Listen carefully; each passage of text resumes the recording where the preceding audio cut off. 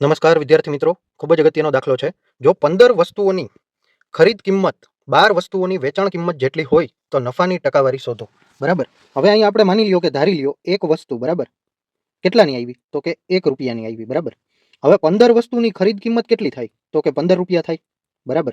અને 12 વસ્તુની વેચાણ કિંમત જેટલી છે અને 12 વસ્તુની વેચાણ કિંમત કેટલી થાય તો કે ઈ 15 થાય, કેમ કે 15 વસ્તુની ખરીદ કિંમત 15 હતી અને 12 વસ્તુ વેચી ઈ 15 માં જ વેચી. બરાબર. આપણે તો હવે નફાની ટકાવારી કીધી છે એટલે નફો બરાબર ટકાવારીમાં બરાબર નફો થયો કેટલો એના છેદમાં મૂળ કિંમત અને ગુણ્યા આવશે 100. તો કે 15 માં લીધી બરાબર એટલે કે 15 રૂપિયામાં વેચી અને 12 વસ્તુ આવી હોય કેટલાની તો કે 12 ની એટલે 3 રૂપિયાનો નફો થયો આપણને. તો 3 ઉપર નફામાં અને મૂળ કિંમત કેટલી હતી તો કે 12 ની આવી હતી 15 માં વેચી હતી એટલે મૂળ કિંમત 12 ગુણ્યા 100 થશે. 3 ચોક 12 અને 25 ચોક 100. બરાબર. એટલે આપણો આન્સર શું આવી ગયો તો કે 25%. નફાની ટકાવારી શું મળી આપણને 25. બરાબર. તો ઓપ્શન બી ઇઝ કરેક્ટ. જો તમને આ દાખલો શીખવાની મજા આવી હોય તો આ ચેનલને સબસ્ક્રાઇબ કરી નાખજો. ધન્યવાદ.